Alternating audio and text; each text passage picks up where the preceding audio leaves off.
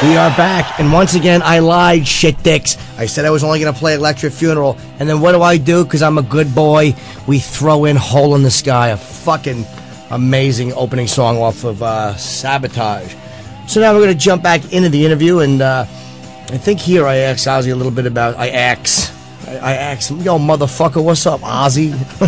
I think here I asked Ozzy about going to the White House and stuff like that. So enjoy again. How was it, too? You went to... Greta Van Susteren took you and Sharon to the White House Correspondents' Dinner, and George Bush is kind of joking with you. It was.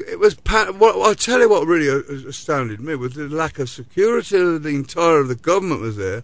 I mean, it was at the height of the Osbourne TV fever, sure. You know, and so we were trying to get through the crowded ocean of cameras, and it was crazy, you know. Anybody could have gone there and blown it up or whatever.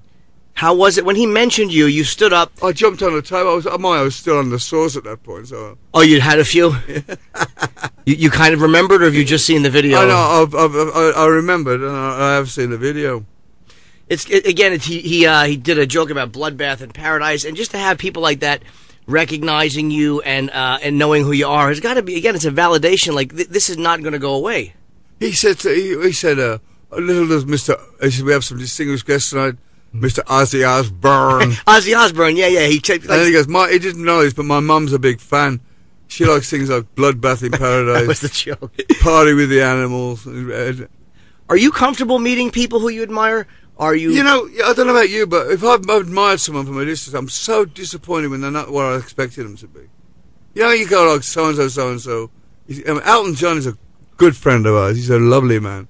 You're a guy, I guess maybe that's why you are the way you are, but people walking out, even of last night, they got to hear Scream, they took a photo with you and got something signed, and they're just amazed with how Ozzy treated them. Everyone is amazed with how genuine you are. Yeah, but you know, it takes 5 seconds to write an autograph. But you know what? These professional guys got me crazy at the end. They have to come to me and go, look, I got 15 album covers. I ain't got a job. So don't give me this bullshit that you're my biggest fan and have like a section cut out, you know, of the album sleeve for me to sign to some, you know. Oh, I go, what's your name? And they go, well, I don't want my name. Yeah, just sign it, yeah, because you know they're going to sell it on eBay. Like 15 album covers. It's like, just don't give me some bullshit that you're my biggest fan when I know you're not, you know. But if they were to say to me, look, if you sign this, I can put some food on it. That would be more acceptable for me than giving me the one line, my biggest fan. And Sharon, you know, obviously everyone knows your wife and really a very strong person, and your manager. What is the advantage to having the wife and the manager be the same person? It's like she does it with, you know, I mean, she's just an amazing woman. She's just great, you know. She don't mince a word. She goes, you've screwed up now. You better go. I'll tell you a story. When I was talking about Motley Crue tour, we played at Madison Square Garden, and afterwards we went to a club called the Limelight, which is an old church turned into a nightclub. Right. I don't know if it's still there. And I'm in the party with Motley Crue, and some guy comes up to me and goes, Would you like to have a party with Brian Wilson? I go, who the hell's Brian Wilson? He goes, you know, it was like a week after Dennis had drowned. I go, the guy from the beach was like, oh sure, he won't go. So I go out in the stairwell and I'm waiting him, and time goes by and I can hear a party going on, everybody's having fun. And I'm waiting for this guy, and so he comes up and goes, oh, he's really snotty. I didn't realise he had issues, you know, so I thought he was just down because of his brother dying. So I said to him, I'm really sorry to hear about your brother drowning. Anyway, I don't know. And he walked out. I took the photograph and walked off. And so the following day, Sharon, the phone rings and Sharon goes to me.